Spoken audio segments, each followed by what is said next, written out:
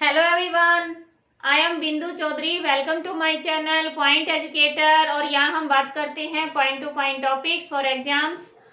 आज साइकोलॉजी में एक ऐसी मोस्ट इम्पोर्टेंट थ्योरी आपके लिए लेकर आई हूँ जो सभी एग्जाम्स के लिए तो इम्पोर्टेंट है ही, साथ में अगर आप टीचर बन चुके हैं टीचर्स के लिए भी उतनी ही इम्पोर्टेंस है, क्योंकि ये जो थ्योरी है ये एजुकेशन सिस्टम में बहुत ज्यादा लागू होती है। किसी बच्चे को अच्छे से सिखाने के लिए, अधिगम अच्छा करवाने के लिए अगर इस थ्योरी के अनुसार काम करेंगे तो बच्चे अच्छे से सीख जाते हैं।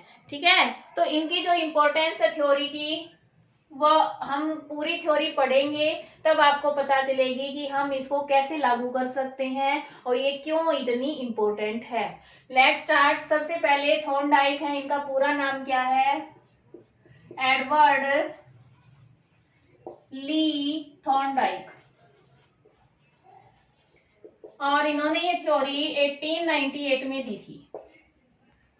जितनी बोलूंगी मैं लाइन वो सभी क्वेश्चंस हैं, ठीक है, यानी क्वेश्चन है क्यों है आप खुद ही जान जाएंगे, जब पेपर देखेंगे ना पता चल जाएगा कि ये सभी करवाए हुए हैं। अब इनकी जो थ्योरी है इसमें इतने नाम है, इनकी थ्योरी को अलग अलग नामों से जाना जाता है। वो सभी नाम हम यहाँ साइड बाय साइड लिखेंगे ताकि हमें कारण पता चले क्यों कहा जाता है और किस नाम से इसे जानते हैं। सबसे पहले तो इन्होंने क्या किया कि इनका जो एजुकेशन में इंपॉर्टेंस है थ्योरी का, इसलिए इन्हें एजुकेशन साइकोलॉजी के फादर कहा जाता है। ठीक है, एजुकेशन साइकोलॉजी के फादर कौन है? थॉर्नडाइक। दूसरा इनकी जो इंपॉर्टेंस है इफेक्ट, लॉ ऑफ इफेक्ट है, प्रभाव का नियम, उसके लिए भी इन्हें सबसे ज्यादा जाना जाता है। ठीक है, और तीसरा इनकी जो इंपॉर्टेंस है, ज्यादा नाम से प्रसिद्ध है, वो है बिहेवियर मॉडिफिकेशन। की व्यवहार परिवर्तन संभव है इनकी थ्योरी के जो लॉ है, नियम है, उनके अनुसार। इस तरह से ये तीन इनके लिए ये फेमस हैं, अधिक प्रसिद्ध हैं। अब बात आती है थ्योरी की, लर्निंग की थ्योरी दी है अधिगम की। तो अधिगम क्या है ये बताया है कैसे? इनके अनुसार स्टिमुलस क्या होता है? उद्दीपक।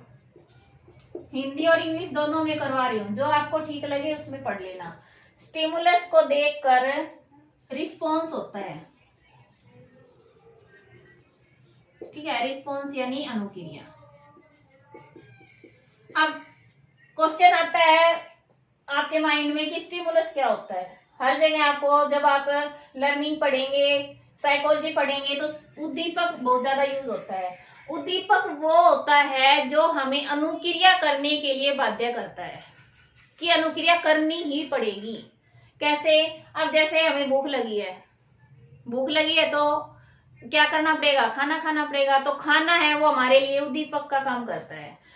अब हमारे सामने कोई शेर आ जाए, हम कहीं जा रहे हैं, शेर आ जाए या कोई ऐसा जानवर आ जाए जिससे हमें डर लगे, तो वो हमारे लिए उद्दीपक है, हमारे अंदर डर उत्पन्न हो गया। लेकिन उस डर के कारण हम क्या करें? हम भाग रहे हैं, तो अनुक्रिया क्या हुई? भाग रहे हैं, तो डर भी क्या है? उद्दीपक है। इस तरह से स्टिमुलस वो होता है जो अनुक्रिया करने के लिए बाध्य करता है। अब इन्होंने बताया कि लर्निंग और इसमें क्या है, SR, इनकी थ्योरी को SR थ्योरी भी कहा जाता है, स्टिमुलस रिस्पॉन्स थ्योरी। ठीक है, अब क्यों कहा है कि जब स्टिमुलस होगा तो व्यक्ति अनुक्रियाएं करेगा, बहुत अधिक अनुक्रियाएं करेगा, उनमें से सही का चुनाव करेगा, सिलेक्शन करेगा। ठीक है, और जब सही प्रतिक्रिया का चयन हो जाएगा तो वहां संबंध स्थापित हो जाएगा, संबंध बन जाएगा। किसका बन जाएगा? जो हमारा उद्दीपक है और अनुक्रिया, इनका आपस में संबंध बन जाएगा। फिर व्यक्ति बार बार उस उद्दीपक के प्रति वैसी ही अनुक्रिया करना स्टार्ट कर देता है। इसको इन्होंने कहा है लर्निंग, सीखना। ये डेफिनेशन क्लियर हो गई तो यहाँ से इसके सभी नाम भी आ गए और ये हमें पता चल गया कि सीखना क्या होता है। एसआर थ्योरी, चयन संबंध थ्योरी, सिलेक्शन, कनेक्शन, ठीक है, थ्योरी। इसीलिए मैंने पहले नहीं लिखे। फिर इसके बाद क्या है कि सीखने का, लर्निंग का संबंध सिद्धांत, संबंध सिद्धांत।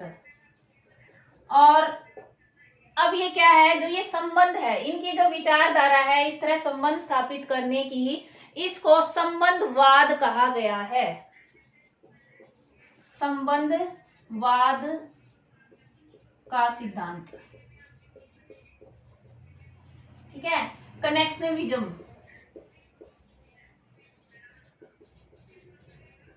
कनेक्शनविज्म है ये संबंधवाद। क्लियर इतना। अब इसके बाद इन्होंने ये तो बता दी लर्निंग क्या होता है। इन्होंने 2 सब प्रोसेस बताए हैं लर्निंग के। बिल्कुल डीपली करवा रही हूं, कहीं से क्वेश्चन आ जाए आपका गलत हो ही नहीं सकता। 2 सब प्रोसेस है लर्निंग के। सबसे पहले है सिलेक्शन, चयन, और दूसरा होगा कनेक्शन, संबंध, ठीक है। चयन होगा फिर संबंध होगा। ये दोनों क्या है, इसके सब प्रोसेस हैं। अब इन्होंने अपने इस थ्योरी का, इस नियम का कैसे उन्होंने प्रतिपादन किया, अनेक प्रयोग किए और उनका सबसे प्रमुख प्रयोग है वो बिल्ली पर है, ठीक है। क्वेश्चन भी आ जाता है कि थॉर्नडाइक ने किस पर प्रयोग किया, बिल्ली पर प्रयोग किया। उन्होंने क्या किया, एक भूखी बिल्ली ली, बिल्ली को भूखा रखा गया, उसको पजल बॉक्स, पहेली बॉक्स में बंद कर दिया। स्क्रीन पे आप देख सकते हैं, ऐसा था वो पहेली बॉक्स।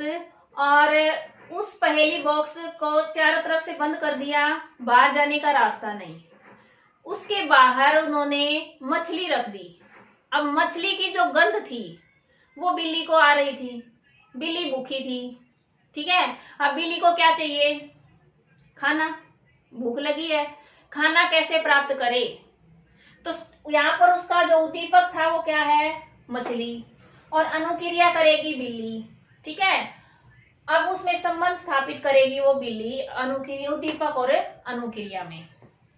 अब कैसे किया बिल्ली ने, सबसे पहले जब बिल्ली ने काफी प्रयास किया, बार बार प्रयास किया, तो इस सिद्धांत को प्रयास और भूल का सिद्धांत भी कहते हैं, trial and error theory. Mainly इस नाम से ज्यादा पूछी जाती है। भूल और प्रयास का सिद्धांत किसका है, थॉर्नडाइक का।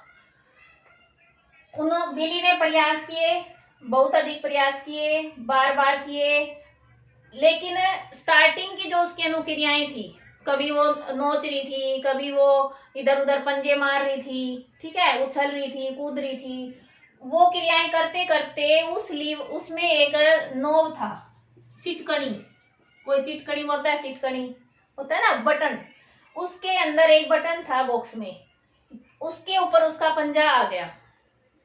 जैसे ही पंजा आया तो उस नोब के दबते ही दरवाजा खुल गया, और दरवाजा खुलते ही बिल्ली ने मछली ले ली, उसकी भूख शांत हो गई, अनुक्रिया सही हो गई। अब फिर से उसको बंद किया गया। थोड़े दिन बाद फिर दोबारा से बिल्ली ने क्या किया, अब उसको ये तो पता चल गया ये दरवाजा खुलेगा, अभी उसको नहीं पता कि भाई कैसे खुलेगा, क्या करना है, वो फिर से वही काम करने लगी।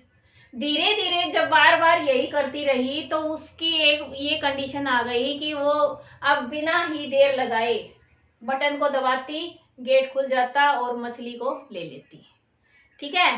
तो उन्होंने बताया कि व्यक्ति बार बार प्रयत्न करता है, भूल करता है, उसके बाद वो सही प्रतिक्रिया का चयन करके और उस उद्दीपक के साथ संबंध स्थापित हो जाता है, वो होता है सीखना।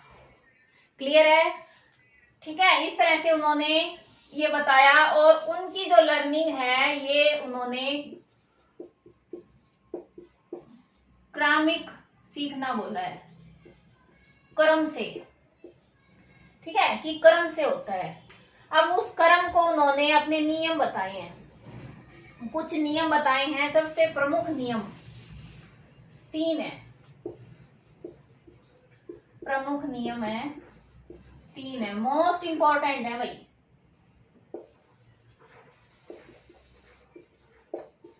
और पीआरटी में तो कई बार कई क्वेश्चन भी आ जाते हैं इसमें। प्रमुख 3 नियम है। सबसे पहला नियम, इनकी सीक्वेंस भी याद करनी है, तत्परता का नियम, तत्परता का नियम। रेडीनेस बिल्कुल इजी है। तत्परता क्या है? किसी काम को करने के लिए रेडी होना, तैयार होना, तत्पर होना। अगर कोई पढ़ना ही नहीं चाहता तो मैं चाहे कितना ही अच्छा पढ़ा लो, हम उसको नहीं पढ़ा सकते, ठीक है, फोर्स नहीं कर सकते किसी को जब तक वो रेडी नहीं है कुछ करने के लिए। तो किसी क्रिया का तब होना, सीखना ज्यादा प्रभावी है जब वो तत्पर है, तभी सीखना होगा। सेकंड है, इसमें उन्होंने 3 परिस्थितियां बताई है, ठीक है, 3 परिस्थितियां बताई हैं जिनके आधार पर व्यक्ति में संतुष्टि, सेटिस्फैक्शन, वैखिज, अनोयंस, खिज उत्पन्न होती है। वो कौन कौन सी हैं? सबसे पहली है, व्यक्ति तत्पर है, तत्परता तो है लेकिन उसे कार्य नहीं करने दिया जाता।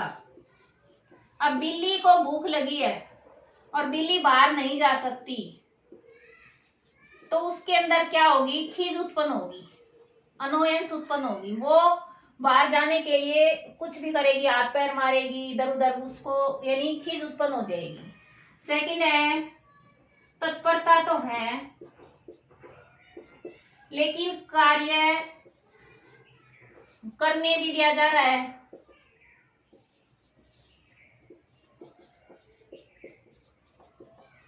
तब क्या होगा?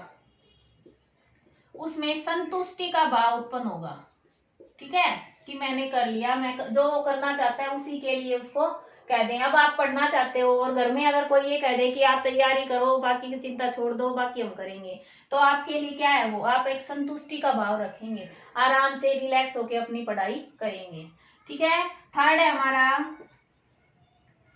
कि तत्पर ही नहीं है, ठीक है, तत्परता नहीं है और उसको बाध्य किया जा रहा है, काम करने के लिए मजबूर किया जा रहा है, तो क्या होगा? उसमें खीज उत्पन्न हो जाएगी। अब कोई किसी स्किल को सीखना ही नहीं चाहता, काम को सीखना नहीं चाहता और उसको जबरदस्ती सिखाया जाता है पेरेंट्स के द्वारा, तो बच्चा क्या है? उसमें खीज उत्पन्न हो जाएगी, उसमें यानी संतुष्टि का भाव नहीं आएगा। क्लियर? ये 3 परिस्थितियां हैं।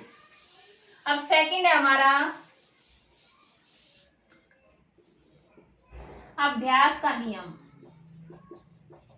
अभ्यास का नियम, law of exercise. Law of exercise क्या है?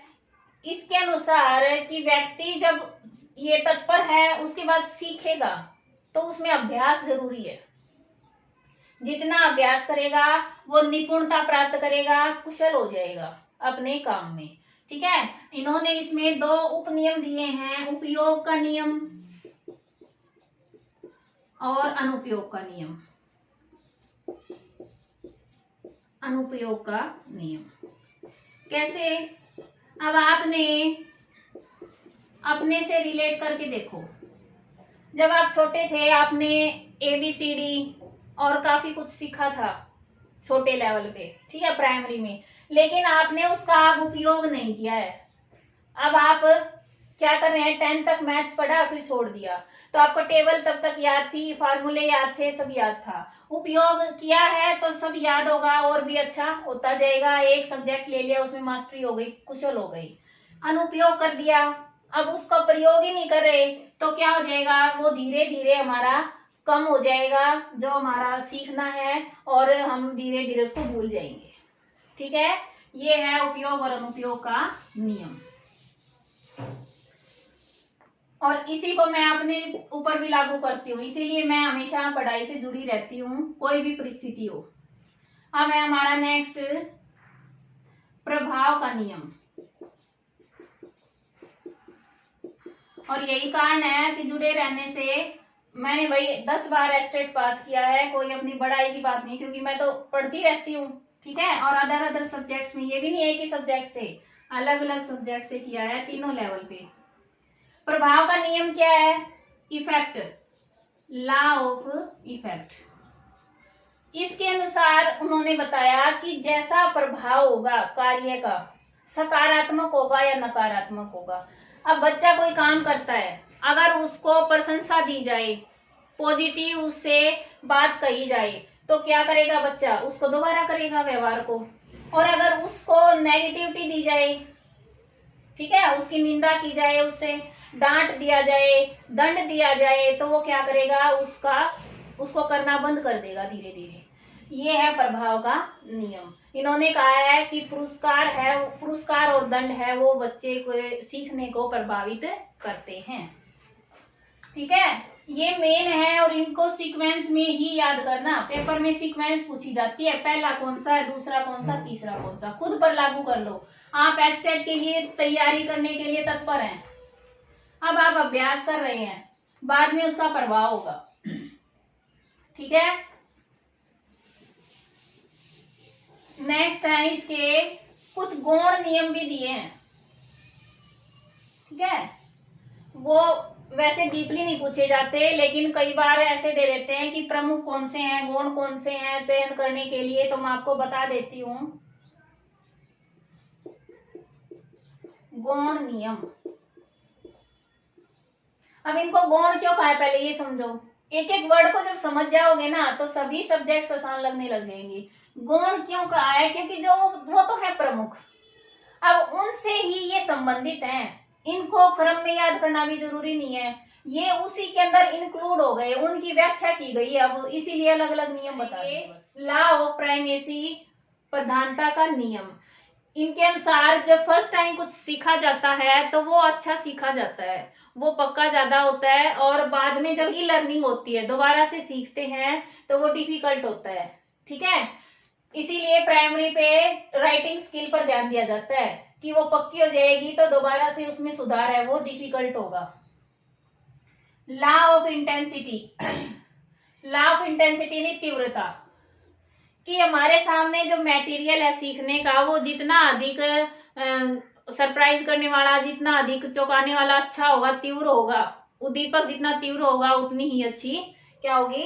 लर्निंग होगी, ठीक है। इसीलिए बच्चों की जो बुक्स हैं उनमें कार्टून्स, पिक्चर्स, उनका आजकल ज्यादा यूज होता है, रंग बिरंगी किताबें आती हैं अब।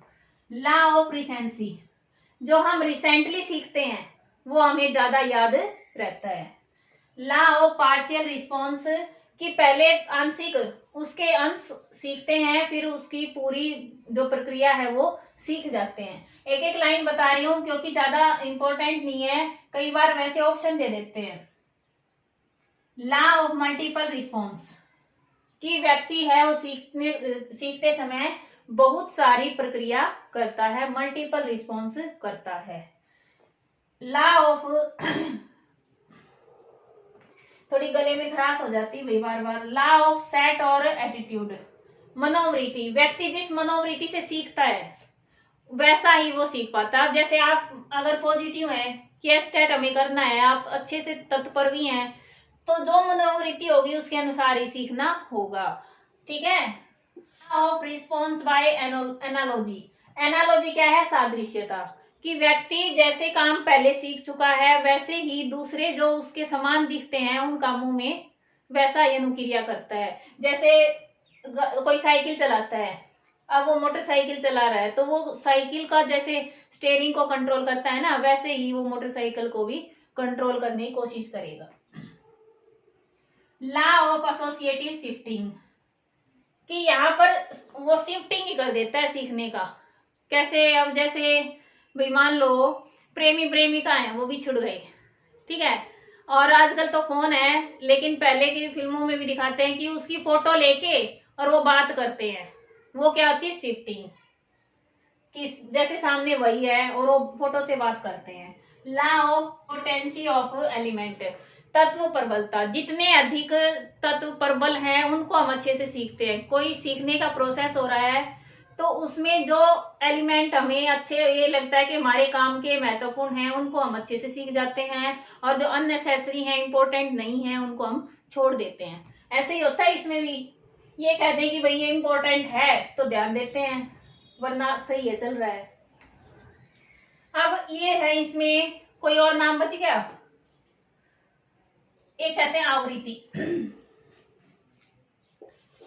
आवृत्ति सिद्धांत भी कहते हैं, लिख लेना भाई यहाँ पे, आवृत्ति सिद्धांत और प्रभाव नियम का सिद्धांत। ठीक है, अब एक छोटी सी बात बता देती हूँ, इनसे रिलेटेड ये है कि 1930 तक उन्होंने अपने सिद्धांत को जो क्या तोड़ रखा है कि भाई 3 जो मुख्य प्रिंसिपल हैं वही रखे, ला हैं वो 3 थे, लेकिन उनका विरोध होने लगा, आलोचना होने लगी, उसमें कमी निकालने लग गए। तो उन्होंने 1930 के बाद एक संशोधन भी किया है अपने इसमें सिद्धांत में, क्या कि उन्होंने जो बताया कि प्रभाव, सबसे पहले एक्सरसाइज का नियम, अभ्यास का नियम, उन्होंने स्वीकार कर लिया कि केवल अभ्यास से ही नहीं सीखता, बच्चे इनसाइट से भी सीखता है, सूझबूझ से भी सीख जाता है, जब वो बार बार करता है उसमें सूझ विकसित हो जाती है।